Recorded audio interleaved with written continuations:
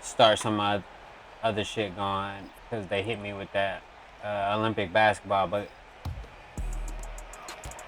we good. I don't know, Twitch ain't tripping. Hey.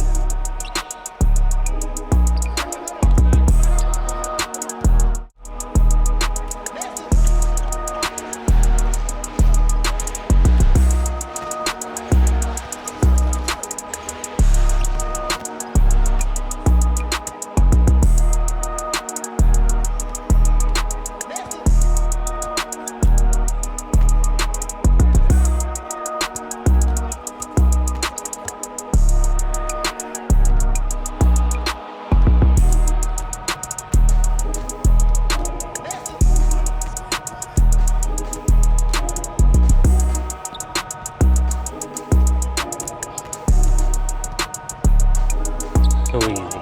Oh, he's slow.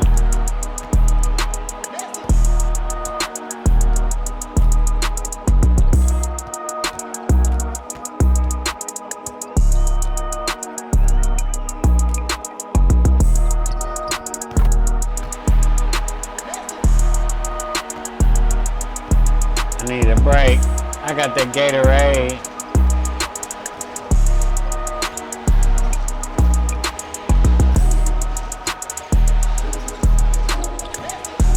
Damn.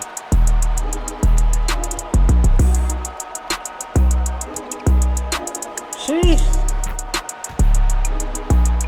Motherfucker got it.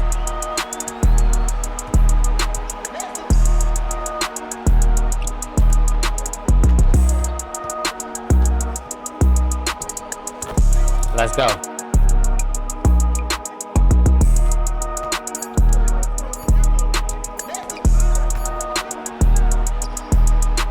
Hey. Apparently I can't play no basketball highlights from Curry. Fuck YouTube.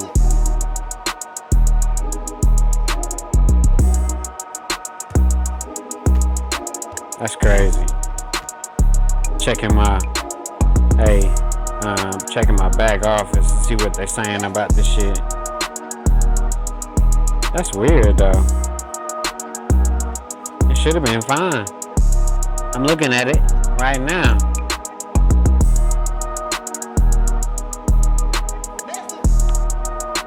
I don't see no discrepancies or inconsistencies. They ain't send me no notification or nothing. That shit crazy, bro.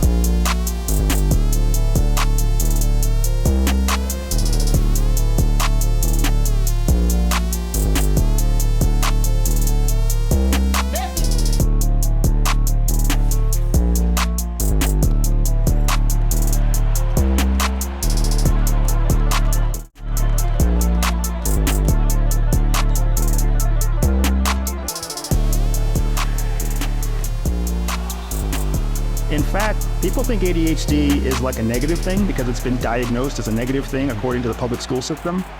In fact, people think ADHD is like a negative thing because it's been diagnosed as a negative thing according to the public school system. In fact, ADHD is the ability it gives you the ability to connect disparate thoughts together. Things that nobody else would ever imagine connecting together, like Korean food and Mexican food, hybrid. You know who came up with that idea? Somebody who was ADHD. No trained, cognitively normal chef would ever think to put kimchi into a burrito. I like kimchi. It wouldn't cross through their mind. It takes someone of like exceptional cognitive stretch, like an ADHD person, to be able to make that connection. Right. So if you're literally stepping out of your apartment like you described, or your house, and you're going down the street wondering to yourself, what can I do today? What can I do to kind of challenge myself today? What can I do to get a rise out of somebody? What can I do to take a risk, win the risk, and get my high, right? And I have no doubt that the reason you were on Wall Street was because you don't see risk as risk. You see risk as fun. You see risk as opportunity. We could just stop the camera. I'm liking this already. This will just be a private. This is a private consulting session because I don't know why I do certain. I don't know why I do certain things because I give myself a story why I do certain things, and it's like a lukewarm feel good story. It's like, you can't just buy the muscle milk without making a production out of it. Also, anyone who knows me in my private life, I am constantly doing 100 things at the same time.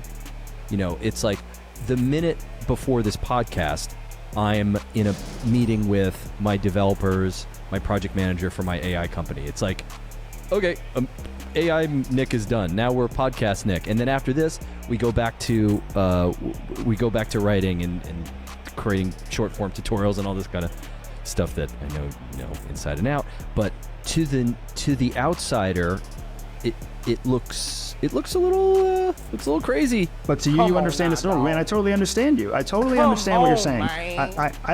I don't know exactly what you do. I don't know how much money you make. I don't know how much your level of success is. But I'm willing to bet that your win rate far exceeds your loss rate, and that's why you keep pushing the envelope. Because as long as you're winning more than you're losing, there's room to keep pushing and pushing and pushing. And another thing that's very indicative of the operator mindset, because what you're describing is an operator's mindset, very similar to what our field officers have at CIA. They go out there, they take risks, they're moving 1,000 miles a minute, they're thinking about 12 things at one time because they have to.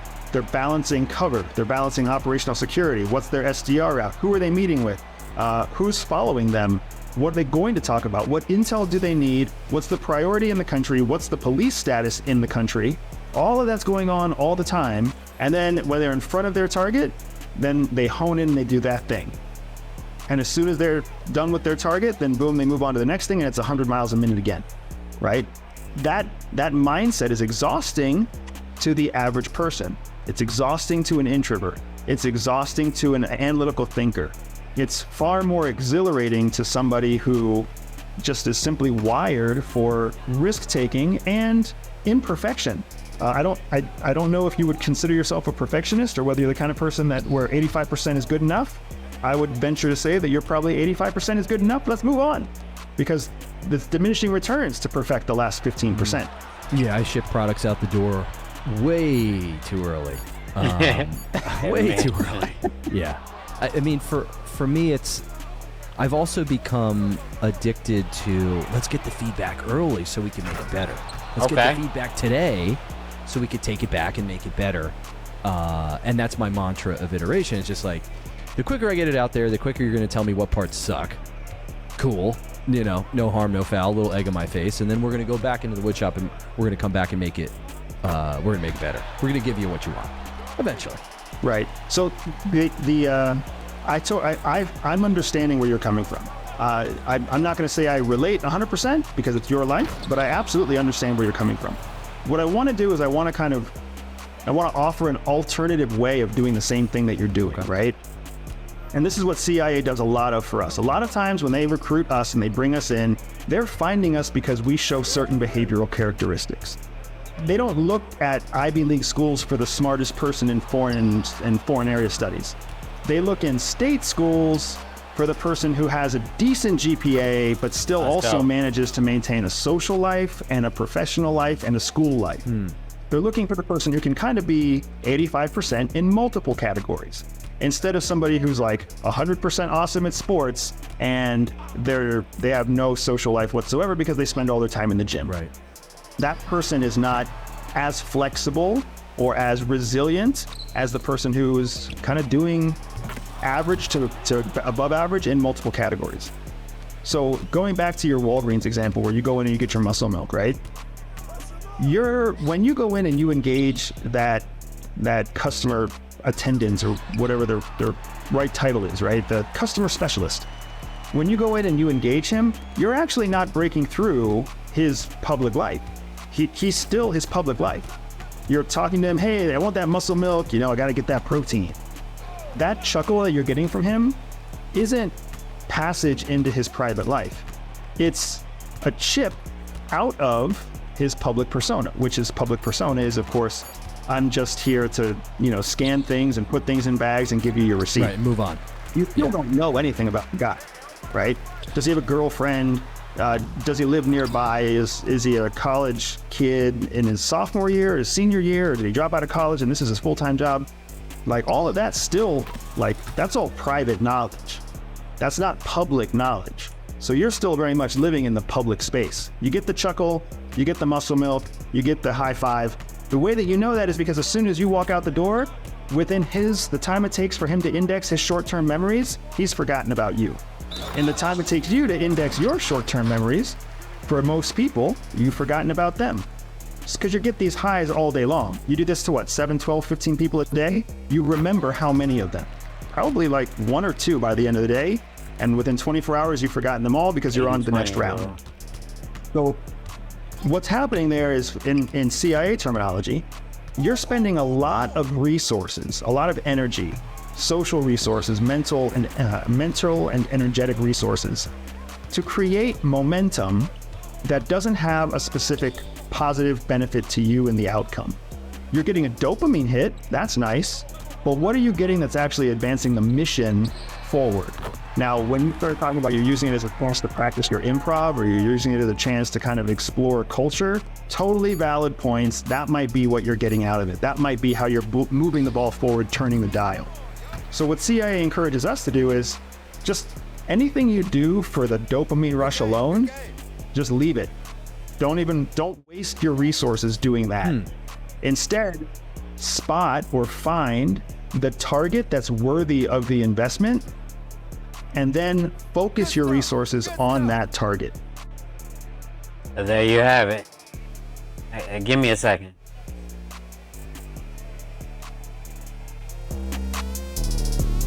I gotta use the big boys room. You dig?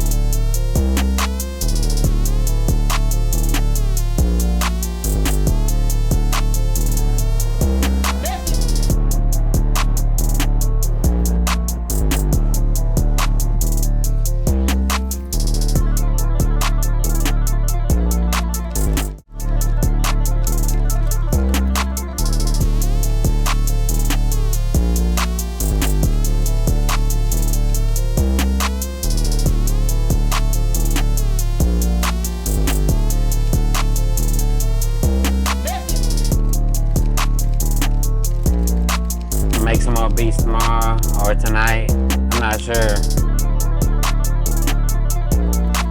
We in here. Hey. Oh, what the fuck? Sheesh. Okay, so I gotta walk in, huh? I can't walk in. I gotta go over here. My bad.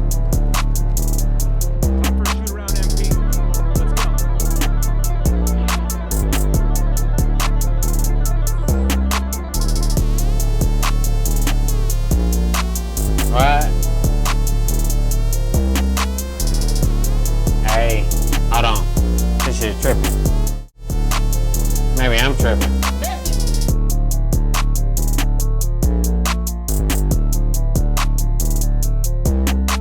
Hey.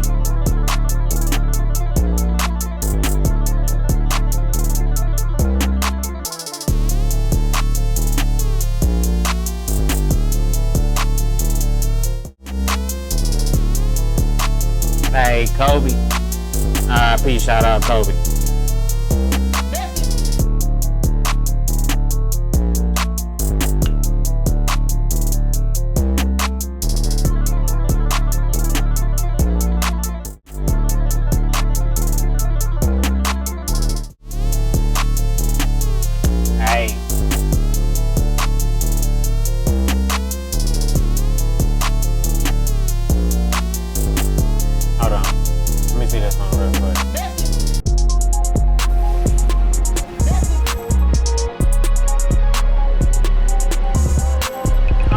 Kobe.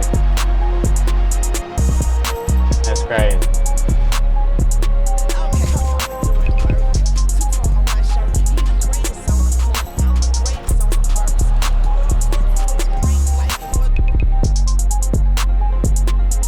That's crazy that they showed a lot of Jason Tatum right there.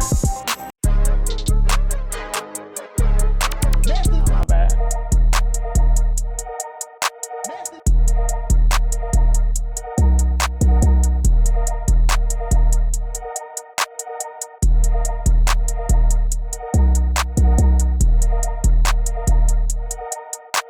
Behind the back with it? I ain't watched this shit this long ever. Hey.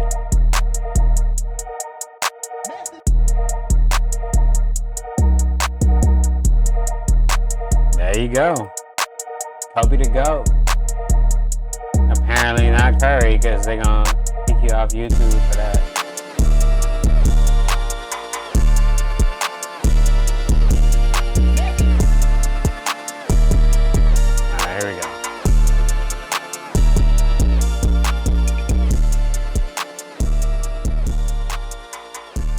Hopefully let me do it this time.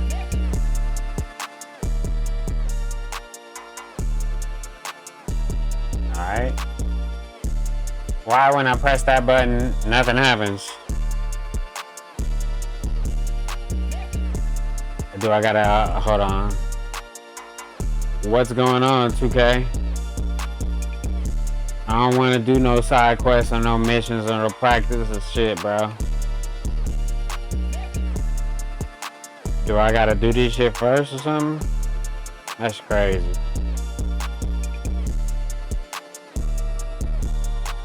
Oh man.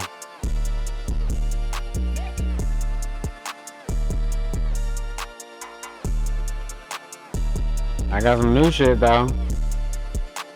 I don't want none of this, 2K. I appreciate it though.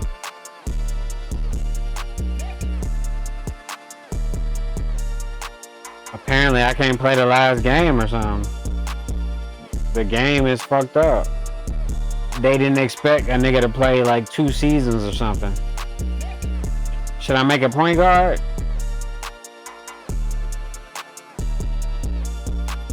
Maybe, but not right now. That shit crazy though, bro. I don't know what to say.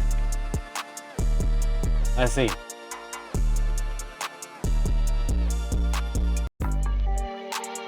Hold on.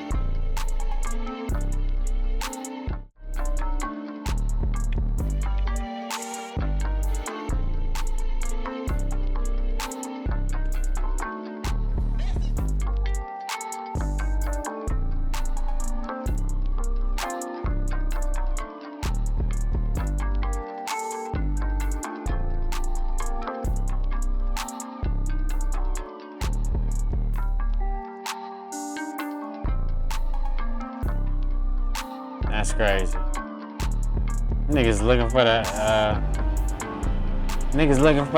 5 though. I need a 5. I ain't got a 5 though. Not right now. I mean I do, but hold on.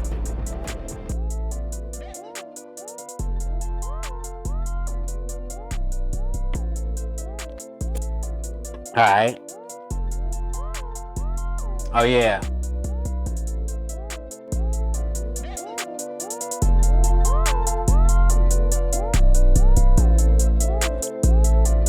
Give a shout out to Curry and fuck the NBA and YouTube.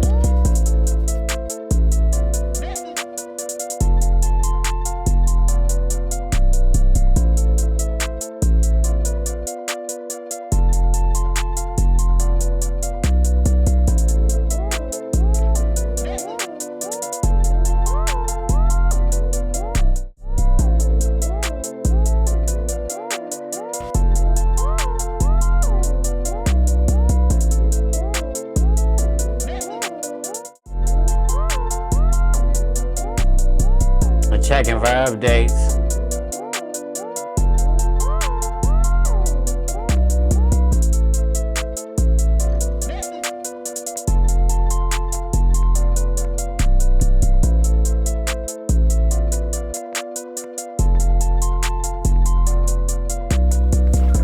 multiplayer is dead on this shit.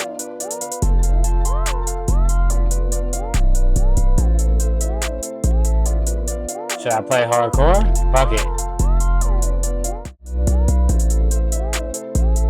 So Everyday Spy is a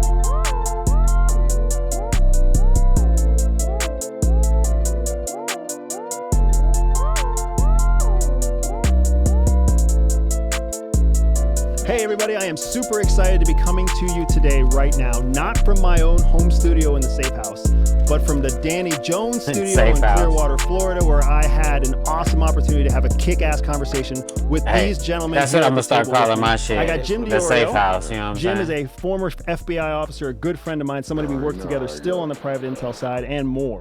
Yes, sir, brother. I've got Julian Dory from the Julian Dory podcast. Julian was one of the first people to interview me, and it's been amazing watching your channel just absolutely explode and some of the guests that you brought on, bro. Thank you, brother. It's been great to see you blow up, too, since then. It's wild. And then one of my favorite people ever, even though I don't think he knows it, Danny Jones, founder of the original Concrete podcast, the now Danny Jones podcast. Danny, you were the first YouTube channel I interviewed with that had any real like wasta or motivation to like momentum to it at all, and it's been phenomenal watching you grow, dude. One of my biggest claims to fame, man, being the first one to interview Andy Bustamante, man.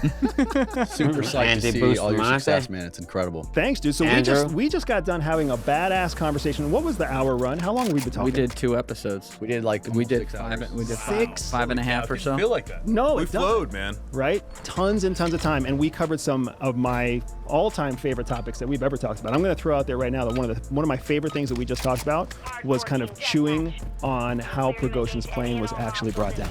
Yeah, you got into Skinwalker and some of the other narratives there. That's true. All the work that we're doing on Beyond Skinwalker Ranch was amazing.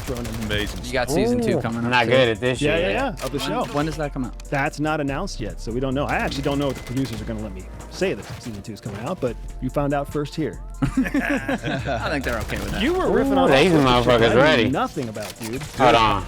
This shit hardcore. Hold on. Let me get right for a second. Let me take the motherfucking glasses off. Shit. Can't see shit. Oh. Okay, I got one. Oh. That's crazy.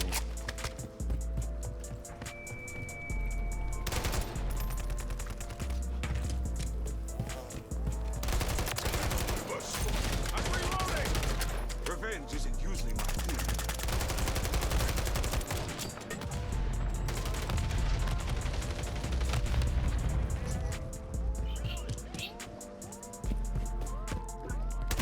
Damn. I knew he was in there too. Probably just gonna kick me. Throwing grenade! The enemy's taking the Ooh, lead. still there, but over there. I dig it.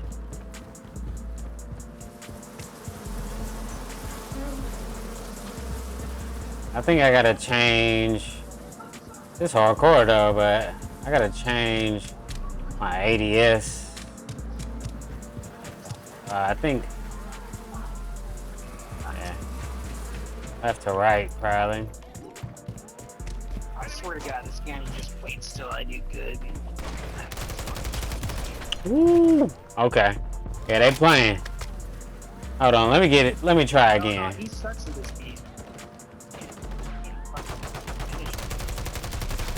Oh, he definitely sucks at this game. Hold on. I'm in ranked.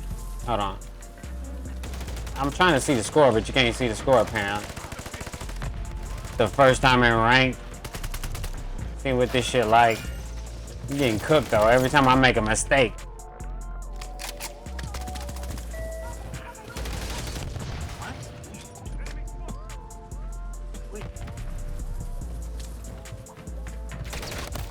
Ooh, what kind of shit was that? I don't even think this motherfucker turned around yet.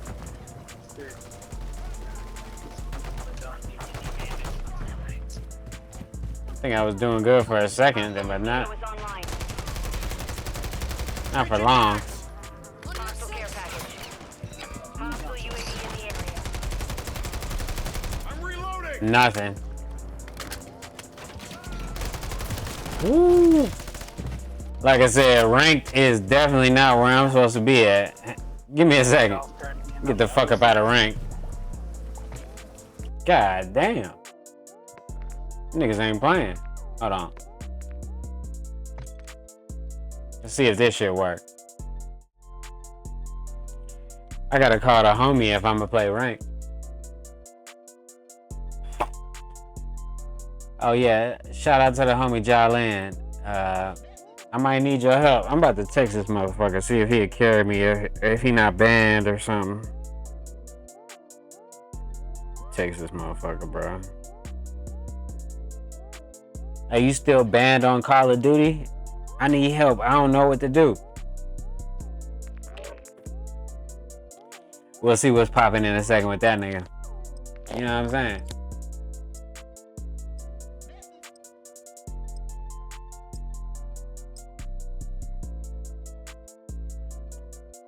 Alright. See what this shit's. I ain't got no custom loadouts or nothing. The biddy, how where your dollars at? You copped this to tell them run it back. I up the price, lifted in quarters and did my little dance as a quarterback. The biddy, how where your dollars at? You copped this to tell them run it back. I up the price, lifted in quarters and did my little dance as a quarterback. Hey. I got me a kill.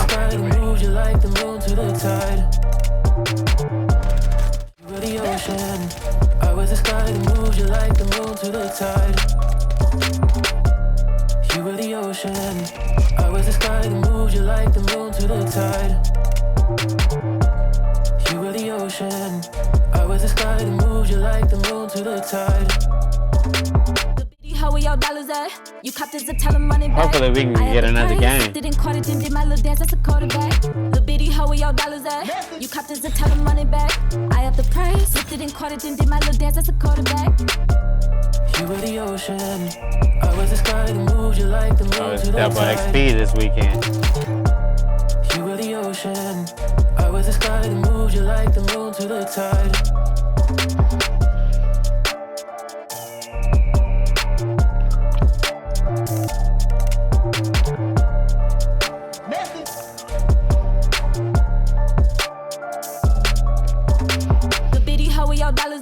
You copped this to tell them run it back.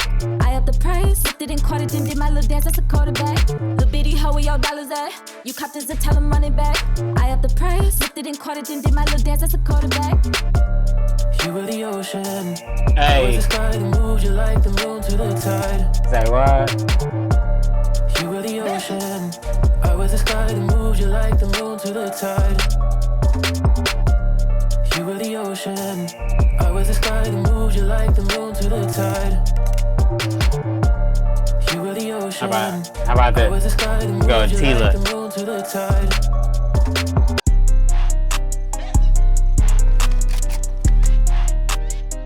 I remember this map back in the day.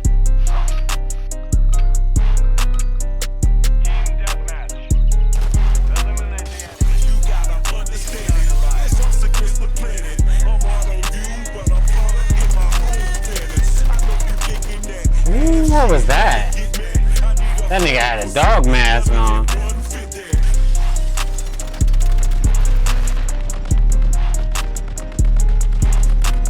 I can't jump out the window?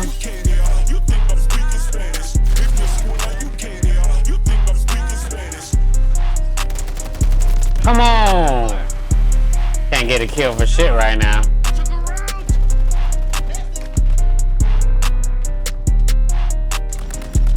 Oh, I can't go over there, okay. Whoa, what is that? Oh. Come on, stop playing, bro. Woo.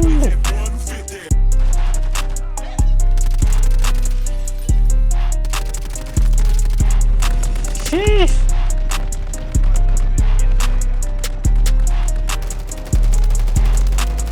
Come on, man.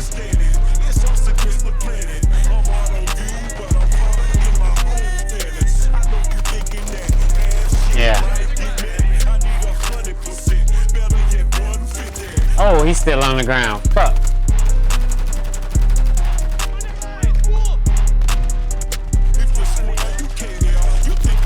Yeah. Finally look at that bitch. He behind the thing. Get the fuck out of the way. I hate snipers, bro. At least we got him. Oh, we over here now.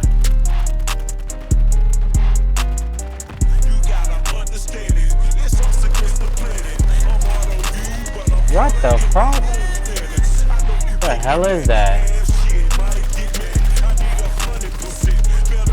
Niggas ready. Like I said, I ain't played enough Call of Duty to be knowing what these niggas knowing and shit. These niggas know every spot already. Come on, man. How the fuck am I supposed to kill him? That shit crazy, bro. Come on, man. There we go. Come on, man. Come on. Hey. Okay, I got something. Damn. What the fuck is that?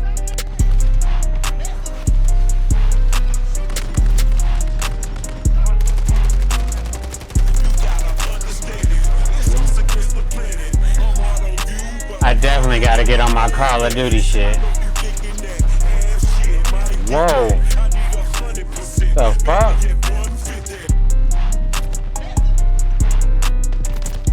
Wow. Nigga was getting cooked the whole time.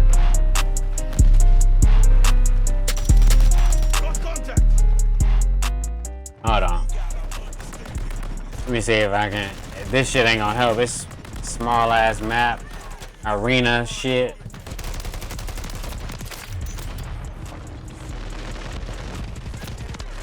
Oh. Okay. God damn, what is this, bro?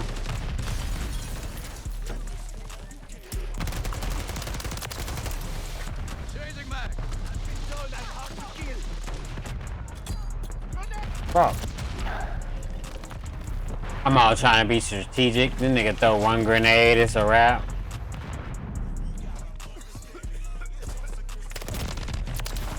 Stay alive.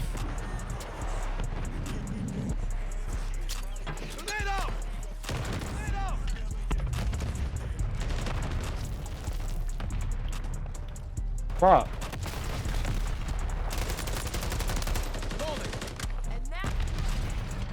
Friendly mosquito deployed.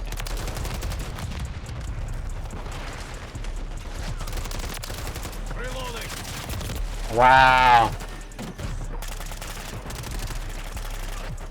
You can slid right past him.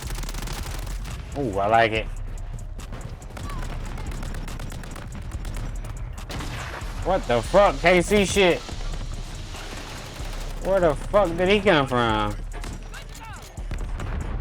The enemy holds the lead. Clock's ticking. God damn, bro. Taking fire. What? Fucking Megatron killed me or some shit?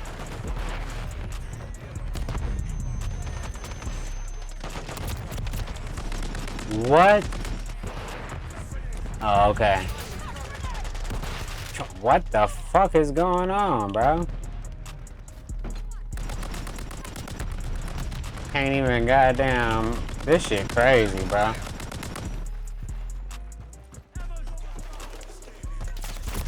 What?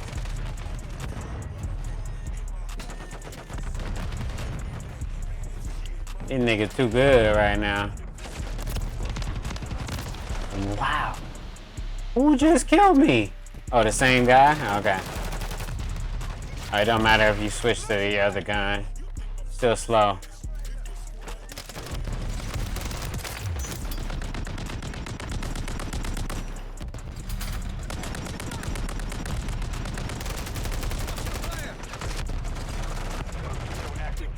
This shit, it kind of feel like it's different though. I ain't gonna lie. Wow. What did he shoot me with? God damn, bro.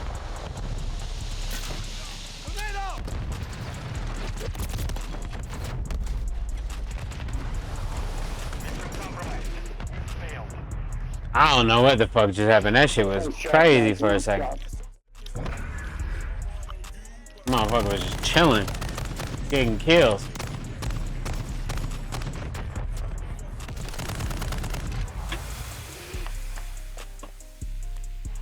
Damn, I was 15-2 though? Oh no, 15-24. God damn!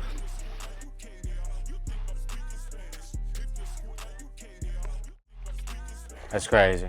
I just loved it, man. It flowed. Anytime I'm with you guys, all of you, you know, it's just amazing. You know, you guys open me up to different things, and I feel like very comfortable here. No Diddy, bro.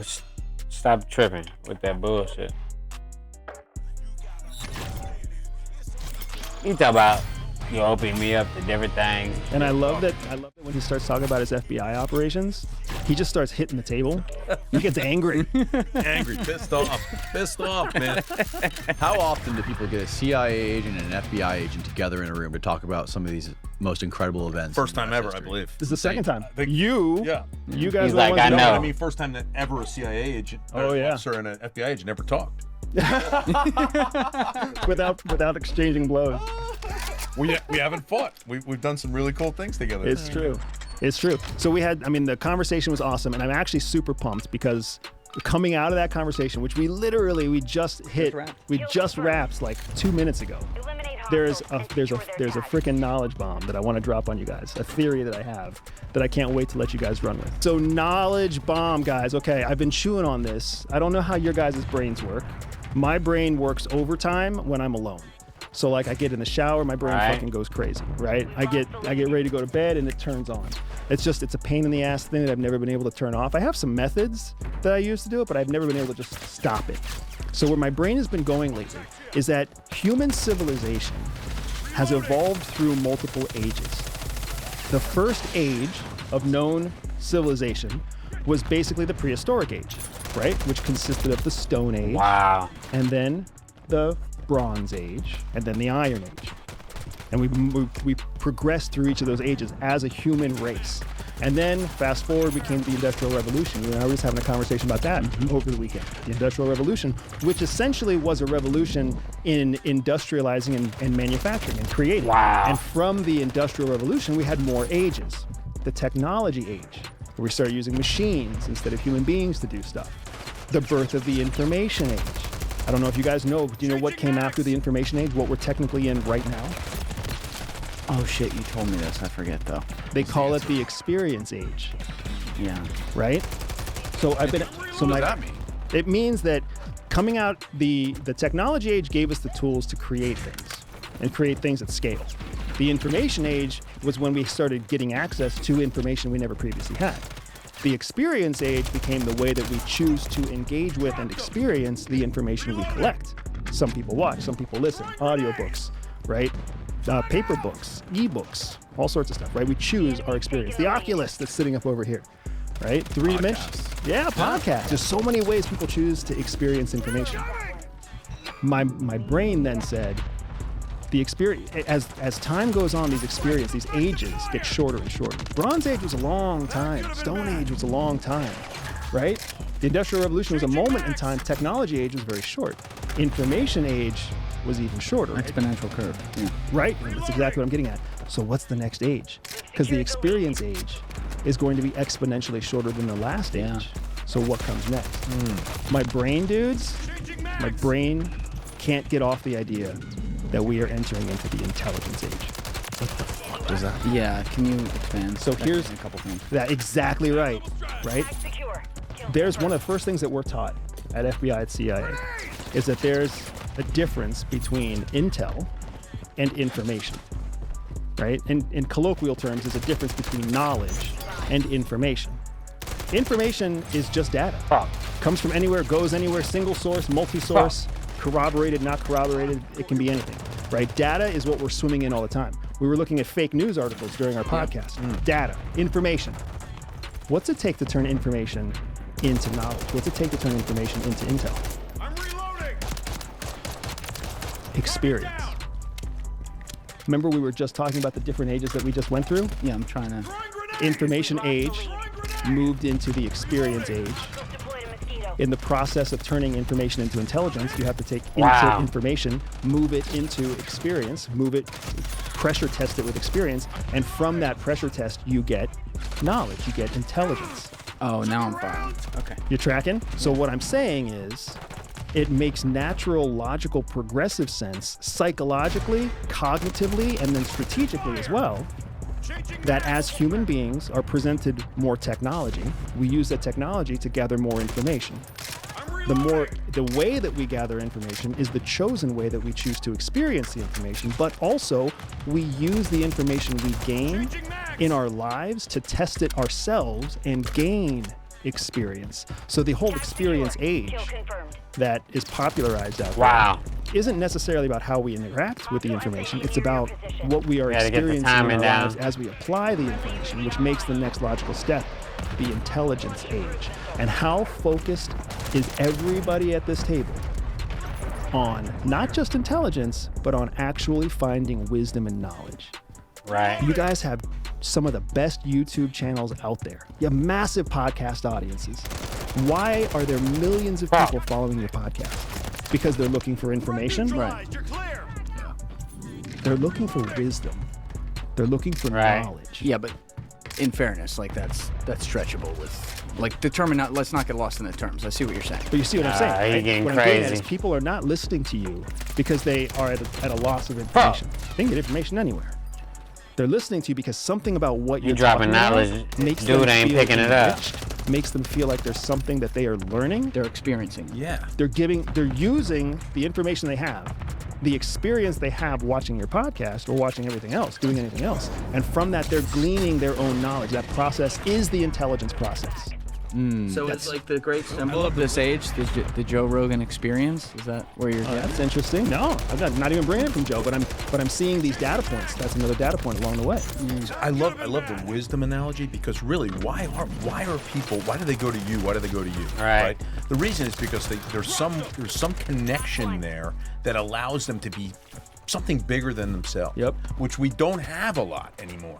Information alone doesn't give it to you. It doesn't give it to you. Reading a book doesn't give part it of this. I want to be part of Dory. I mean, it takes a lot for me to say. I do love it. But no, I do. I want to be with him. I want to be with Danny. I want to figure out what Danny's doing, and I want to be part of that. How do I become part of it? It's right here. I can do it. I can be part of it without leaving. We were just talking about we talked about it on the podcast that we just finished recording together, right? What are one of the major concerns that's in American headlines right now is artificial intelligence, man. Intelligence age. Yep. People want intelligence. Oh, come on. People seek intelligence. Let's go. People are afraid of artificial intelligence. They are. Right. We are no longer focused on information. On the We've floor. moved past it.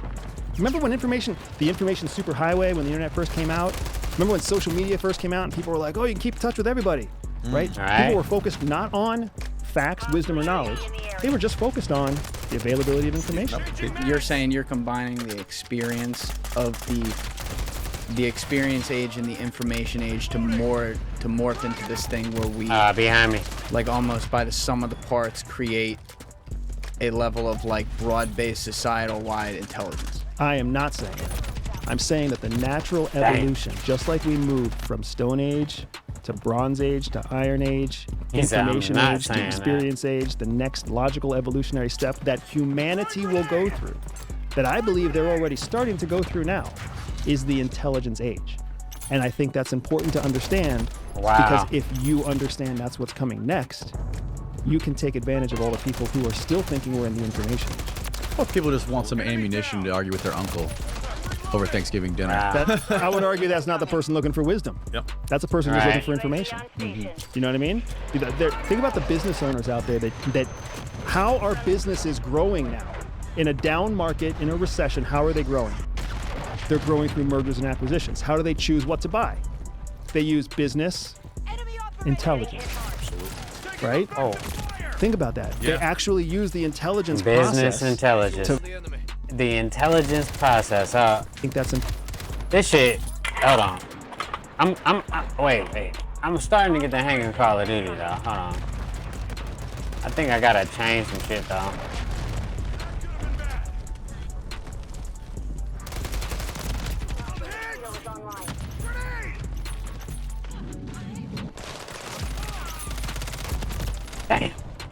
I ain't had the right gun out.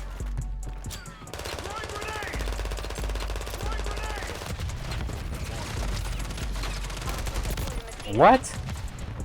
Oh, that was the thing, my bad. Defeated. I like this game too. Hold on. Give me a second. I'll be right. Important to understand, because if you understand that's what's coming next, you can take advantage of all the people who are still thinking we're in the information age. Or people just want some ammunition to argue with their uncle over Thanksgiving dinner. I would argue that's not the person looking for wisdom. Yep. That's a person just looking for information. Mm-hmm. Do you know what I mean? Think about the business owners out there that how are businesses growing now? In a down market, in a recession, how are they growing? They're growing through mergers and acquisitions. How do they choose what to buy? They use business intelligence. Absolutely. Right? Think about that. Yeah. They actually use the intelligence process to vet companies for their profitability and their long-term resiliency. Business intelligence drives business. Artificial intelligence is driving the creation of all sorts of new technology, right? Intelligent conversation, intelligent interactions is what's driving content creation on multiple platforms. In the past, we haven't been able to publicly grade information as well. It's just all information. It's ubiquitous. It's out there. And now with the intelligence age, it's going to be graded in a way so that you can measure how intelligent it is based upon how good the underlying info within it is. And how well it's corroborated. You're already seeing it happen. How does the Google algorithm work? Coming next, you can take advantage of all the people who are still thinking we're in the information age. Or people just want some ammunition to argue with their uncle over Thanksgiving dinner. I would argue that's not the person looking for wisdom. Yep. To Bronze Age, to Iron Age, Information Age, to Experience Age, the next logical evolutionary step that humanity will go through, that I believe they're already starting to go through now, is the Intelligence Age. And I think that's important to understand, because if you understand that's what's coming next, you can take advantage of all the people who are still thinking we're in the Information Age. Or people just want some ammunition to argue with their uncle over Thanksgiving dinner. I would argue that's not the person looking for wisdom. Yep. That's a person just looking for information. Mm-hmm. Do you know what I mean? Think about the business owners out there that how are businesses growing now? In a down market, in a recession, how are they growing? They're growing through mergers and acquisitions. How do they choose what to buy? They use business intelligence. Absolutely. Right? Think about that. Yeah. They actually use the intelligence process to vet companies for their profitability and their long-term resiliency. Business intelligence drives business. Artificial intelligence is driving the creation of all sorts of new technology, right? Intelligent conversation, intelligent interactions is what's driving content creation on multiple platforms. In the past, we haven't been able to publicly grade information as well. It's just all information. It's ubiquitous. It's out there. And now with the intelligence age, it's going to be graded in a way so that you can measure how intelligent it is based upon how good the underlying info within it is. And how well it's corroborated. You're already seeing it happen. How does the Google algorithm work? We talked about this. We just talked about this. Yeah. Right? Pretty amazing. Oh. Yeah. Take a look at what your interests are, and they build that to you. Yeah, simple. Right? Whenever you do a Google search, how does stuff come up? Yeah, it comes up a little bit from SEO. That's But great. it mainly comes up because of a preponderance of corroborative evidence that whatever the topic is that you're looking for is best represented by this blog article, this video, whatever else. Intelligence is already being built into the algorithms that drive our search for information, which means we're not just finding information anymore. We're finding processed information. We're seeking and being delivered intelligence. We need that information to test it in our own life experience to turn it into intelligence. I feel like I'm coming in with a heady topic after we just got done talking about a bunch of heady topics. Oh, it's good. It's a great. I think it's a great. He's like, should I slow it down? So the reason I have been chewing on this for probably 2 weeks, and I'm super excited about it because He said, "Check I fire, think the bro." success that I've seen in Everyday Spy, and I think a lot of the success that you've seen in your own podcast development, is because you're not just presenting information. You're vetting the people that you interview. You're constantly consuming information and running it through corroborative processes in your own heads. You're letting people come to their own conclusions. You're partnering up together to like learn better processes. We're doing the same thing on our side. Absolutely. These are actual processes that we use at CIA, that you use at FBI to vet and maximize the value of the intelligence you collect. So for me, in business, I'm doubling down on anticipating this intelligence age. That people are no longer going to be satisfied with just information. They're going to want wisdom. Wisdom means something that is reliable, something that adds value to their day, something that adds value to their life, something they can use to leverage into additional forms of value, whether that's money, health, relationships, love. People are past information. People, if anything right now, let's say people kind of hate information. Yeah.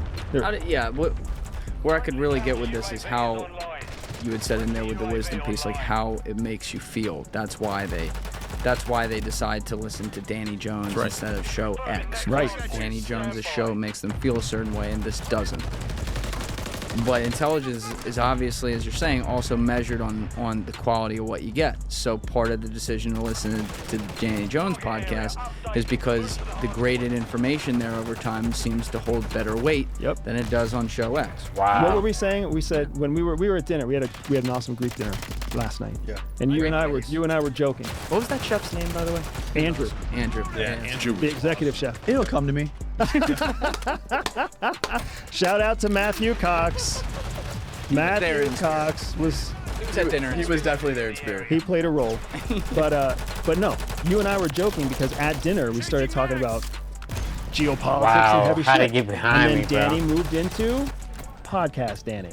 And he became like Podcast Danny. And if you haven't, you know what I'm talking about. I was just sitting back watching the show between you three. But No. But that's Podcast Danny.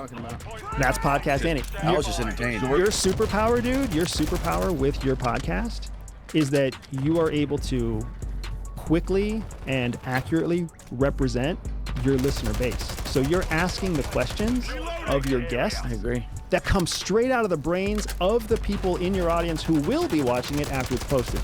It's crystal clear to us, maybe not to you. He's up there. That's what makes the Danny Jones podcast so freaking amazing, dude, is that you represent the voice of the people who are tuning in to listen to your show. You're asking us the questions they wish they could ask, and you don't need comments to do it. It comes to you naturally. And you get to the core of the thing very bluntly and easily. Absolutely. I was about to say, where the fuck is this guy at, bro? Yep. Let us talk. That's the Danny Jones face. The Danny Jones face is you sit back and you just listen. What? You call it watching the show, dude. You're what did we say? It was letting us have rope to hang ourselves. Exactly. That's exactly it. Yeah. You're gonna hang yourself, and here's enough rope. Or not. Hopefully, you don't. And we just saw it happen in the podcast that we just finished recording. Yep. Right? And then Julian, you're a giant brain of everything happening in the world now and everything that's happened in the past of note and wondering where the future is going to go. So you do the same thing. I wonder about stuff. So when we put the two of you guys together on this podcast, oh my gosh, Powerful. You're asking the questions people are actually asking. Your depth of knowledge. I mean, even when you just riff off the top of your head and you remember his retirement date and the date that I got out of CIA and the stuff we did in the past, dude, it takes other people research. Yep. To get those dates. You've got it. Guy's memory is unfucking. I have a photographic memory, which that does help. But I will say, it's like when we're in here, we've done this twice now, where we actually host one together with you guys, so it's the same guests each time, but it's electric. It's so easy. I mean, the last time, the first hour was tough because I didn't really know what we were supposed to be doing, and by the second hour, it felt good. Today, it felt good. From the jump. It was a great podcast. Man, when we got to talking about Russia-Ukraine status and geopolitics, leverage, the American bully syndrome that came out of World War II, and how other countries are just mimicking that. The China shit was insane too. Yeah, the China shit's good. Right? So good stuff. The media relationship piece was also really good. Yes. So it's just when we get Jimmy D also unloading on the Hill Dog investigation. The Hill investigation. That was a worldwide exclusive. Matter of fact, I got a couple of bruises on my. That was a worldwide exclusive right there. My mom's listening to that. Yeah. How is she in person? Insulting. Insulting. Not the easiest. That's funny. You said everybody likes Bill Clinton when they meet him. Yeah. You can't resist but like Bill Clinton. Yep. But you can't resist but dislike Bill Clinton. Yep. You do hear that. She's a dynamic woman. Thank you, Putin. Dynamic woman. Perfect. Very dynamic. I want to go ahead and quote Putin. She's a dynamic woman. I agree. Come on, So I'm man. gonna throw it out there. I feel like I kind of threw out a flunky, guys, when I talked about the intelligence age. No, I like. No, we know exactly we're where letting you're you at. rip. Yep. I could see you were It's thinking good. about this a lot. Because I'm rolling on this and I'm doubling down on this. I'm making it part of the core business. Let's go. Yep. I want to see it come true because if I'm right, holy shit, we're going to be so far ahead of everybody else, right?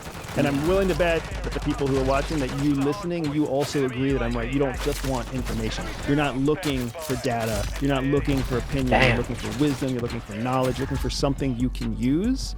And the active application of information is applied intelligence. But also, was even if moving you're now. wrong, who gives a fuck? Because your value for your business and what you do for like extremely high-level clients, whether that's the age or not, they all need this shit. 100%. Without a doubt, man. Yeah. It's a very. I gotta listen to it again. It's because it was very.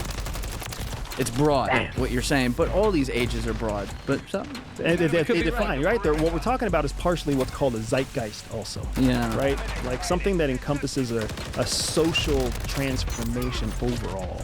Bravo. Yeah. And that's absolutely what I think. And I'm not saying everybody's going to transform, because I also believe that we're moving into a transition where there will always be a smaller group of people at the top and a larger group of people 100%. at the top. You're So 100% really, right. the intelligence age is really going to apply to both parties, but only one of them are going to be able to apply the intelligence and do anything with it. Yeah. Agreed. That's for sure. So folks, make sure you check out the episodes, the podcast episodes that we just recorded with the Danny Jones podcast, with the Julian Dory podcast. You're going to have links below in the description. Yeah, check out your boy, the CIA light-skinned nigga.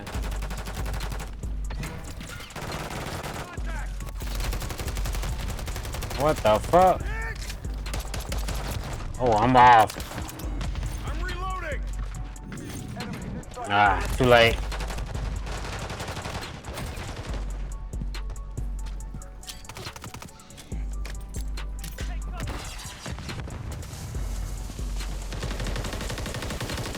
Next hard point. Stand by. Wow. Okay. Don't stand right there, apparently. Target area updated. Effective fire. UAV in the area. Throwing grenade. Throwing grenade. Point compromised. Secure the area. Friendly UAV. Dropped them.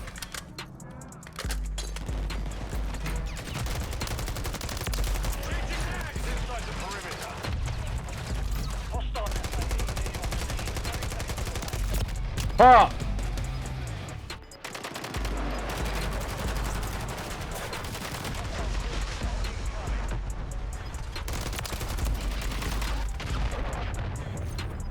enemy UAV active. God damn it. Hardpoint relocating. Hardpoint compromised. Secure the area. Reloading. God damn, bro. Secure the target. What the fuck? Almost. I almost got that final kill, too. Good work. That's crazy. Call of Duty.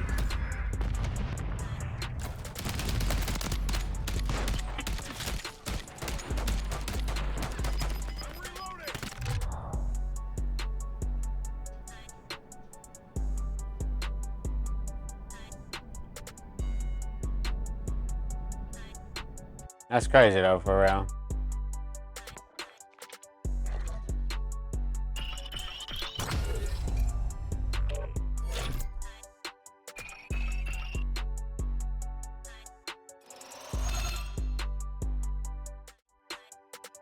I'm here to tell you the #1 most important mathematical principle in all of business, and that principle is called the 80-20 rule. 80-20 rule. I've definitely heard about this before. Now, the 80-20 rule has been around for a long time, and it's been proven a dozen times over in multiple business industries, in sociology, in economics, but it is incredibly powerful. I'm here to tell you the #1 most important math. Excuse me. 20 rule has been around for a long time, and it's been proven a dozen times over. Excuse me. Now, the 80-20 rule has been around for a long time, and it's been proven a dozen times over in multiple business industries, in sociology, in economics, but it is incredibly powerful for entrepreneurs as well, and here's why. The principle states that if you look at the whole of something, 100%, it will largely break into two groups, an 80% group and a 20% group. And then each of those groups, the 80% group and the 20% group, will subdivide as wholes of their own into another 80% and another 20%. So basically that means that when you look at the whole of what you're trying to create, this principle applies to every part of your business, from marketing to product pricing to product development, even to solving your biggest problems. Because according to the 80-20 principle, 80% of your lost money is coming from 20% of the same issues. Think about that for a second. That means instead of focusing on every problem that you have in your business, you really only need to focus on the core 20% that create 80% of the problems. If you think about this in terms of business development, it means you only need to focus on the 20 clients or customers that drive 80% of your revenue. If you think about this in terms of product development, you only need to focus on the 20% of your products that drive 80% of your sales. You see how this works? It's an incredibly powerful tool, and I've seen it play out in my previous life as a CIA officer, as well as my current life as a business owner and entrepreneur. In fact, let me show you some of what it looks like for my business when I apply the 80-20 principle. Here in this graphic, I'm showing you the last 6 months of my online sales only, and you can see how 80% of my online sales are driven from 20% of my total products, and it's almost exact. I actually just pulled that report myself and was shocked to see how powerful that 80-20 was represented right here in my current sales. Now, I apply the 80-20 principle everywhere. I apply it to my marketing, I apply it to my sales, I apply it to my content development, I apply it to my client development. Let's talk about what this looks like in terms of content, because if you're like me, content drives your business. You have to create social media content, you have to create video content, you have to create marketing content, you have to create email content. According to the 80-20 principle, of all the content you ever create, 80% of it won't even be seen. Think about that. Of all the content you create, 80% of it will never be seen. Only 20% of it will. And then if you look at the 20% of content that is actually seen, 80% of that content will be seen and forgotten. The remaining 20% of it will be seen and remembered, really impactful. If you've been slaving away trying to create perfect content, if you've been poring over every word in your emails, if you've been writing scripts for your videos, if you've been painstakingly adding hashtags to every Instagram post or Facebook post, you're actually wasting your time. Because when you look at the mathematical truth behind the content you're developing, the fact is a very small portion of what you create will actually have the largest impact on your audience. So instead of trying to create perfect content, the goal is just to create a lot of content. Consider this example. If you create 100 pieces of content over the course of a year, 80 pieces of your content won't even be seen by the average person, which means only 20% will. So if we take that 20% graph and we break that into 80-20, it means 16 pieces of content that you create will be seen, but won't make much of an impact. And the remaining 4 pieces of content that you make will have the most impact. That means that of the 100 pieces of content that you create in a year, 4 pieces are going to drive the vast majority of your sales, your engagement, your growth, your revenue, and I have seen that play out in my own business as well. My name is Andrew Bustamante.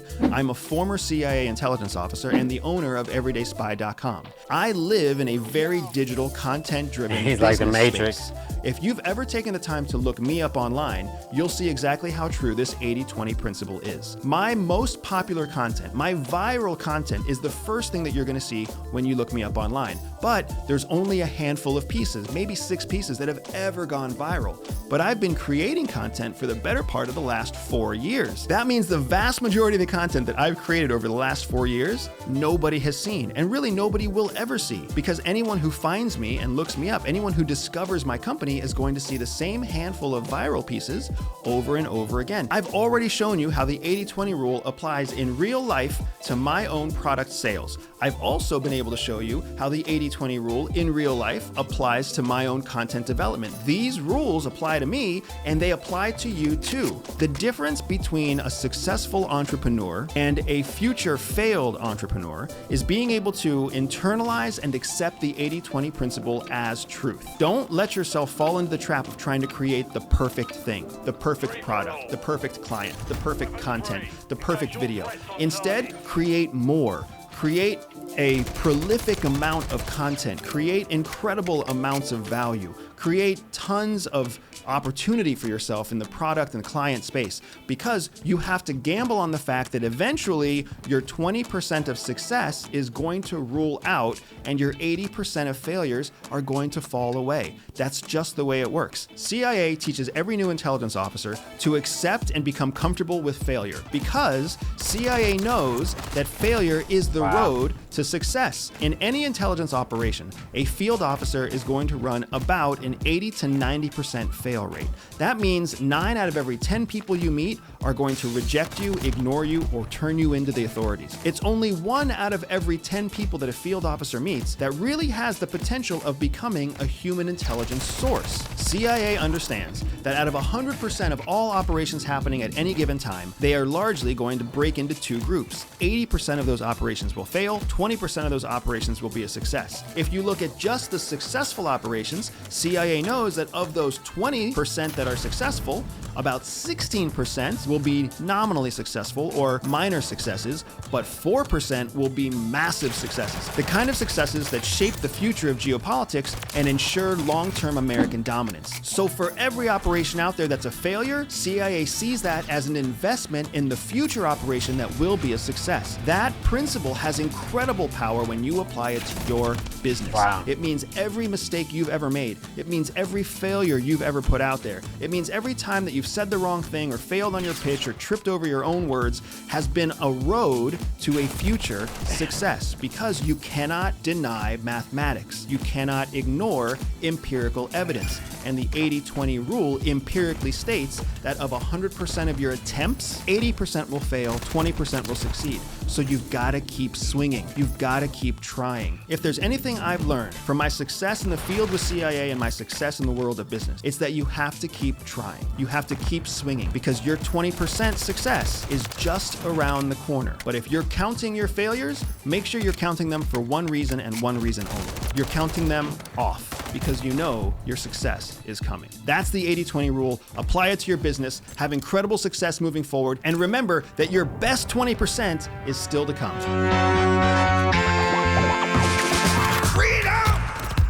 So fresh, so new. I hear you, man, but I'm trying to get this win.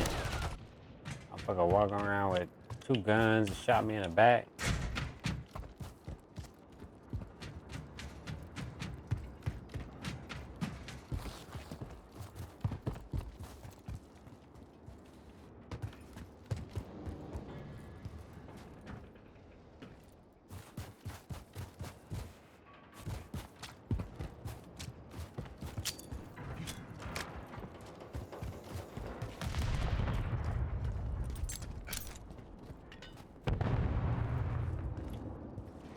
Hostile UAV in the area.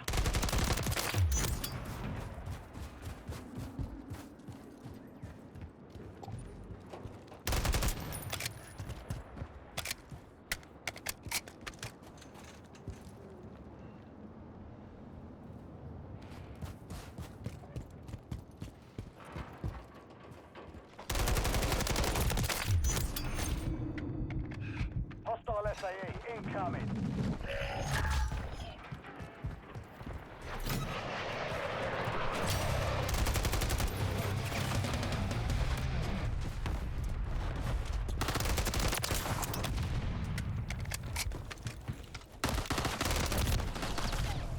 That's on me.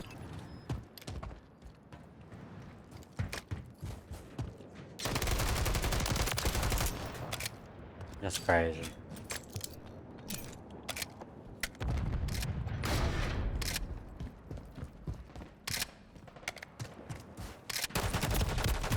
Wow, couldn't shoot. Those was all headshots. What the fuck?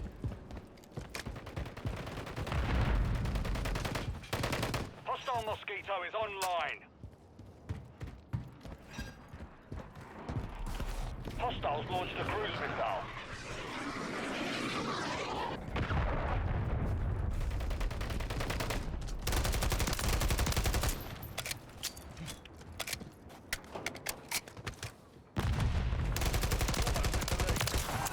The enemy holds the lead. Clock's ticking.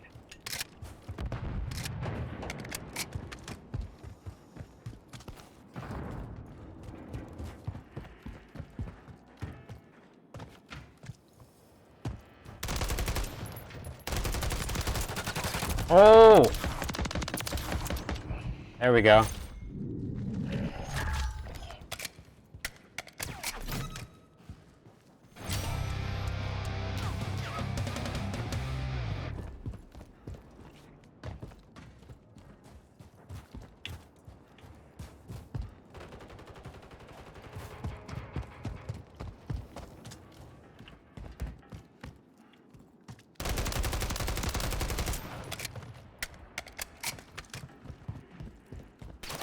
Oh, okay.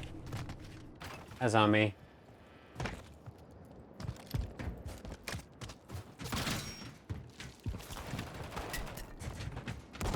Oh shit, can't see shit.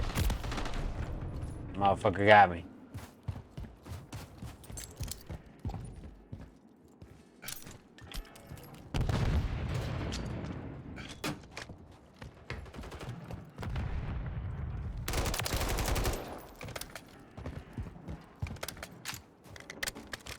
Hostile airstrike near your location.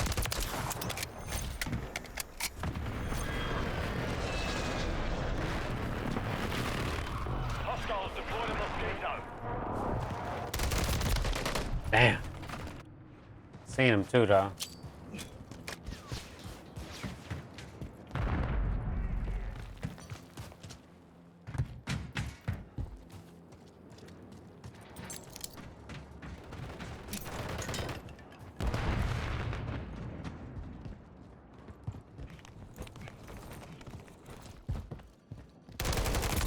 Damn. Getting hit hard.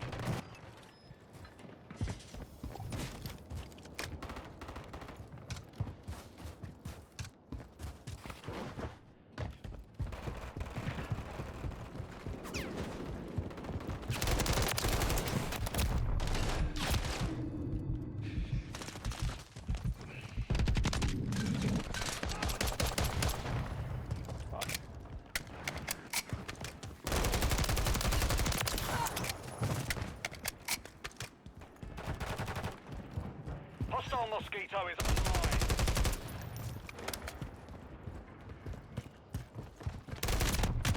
online. America. That's funny.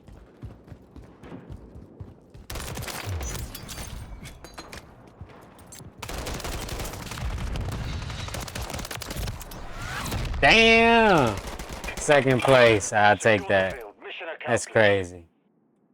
I kind of like Call of Duty. We back on Call of Duty periodically and shit, you know what I'm saying?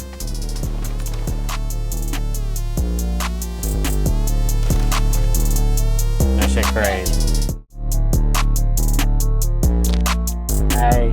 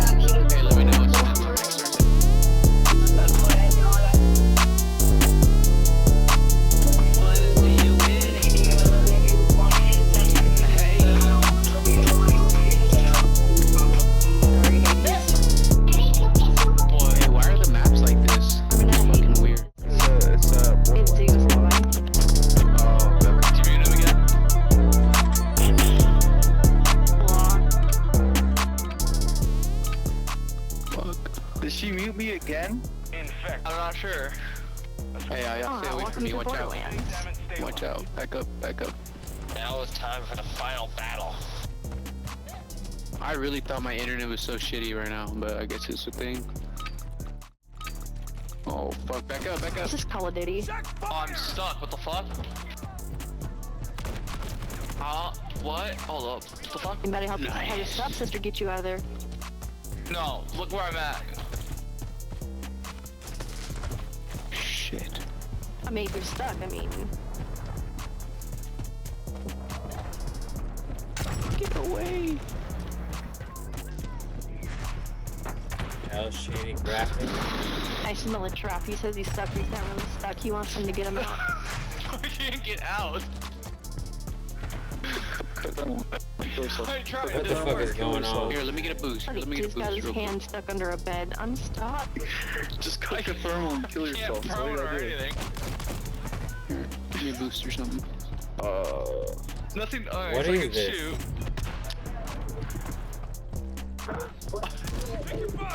How many people are in here now? Oh my god. Oh, Call of Duty. GG. That's what she said. What the fuck is going on, man? I'll holler at y'all later, man. This shit crazy. yeah, everyone's GG. In the chat. orgy right there.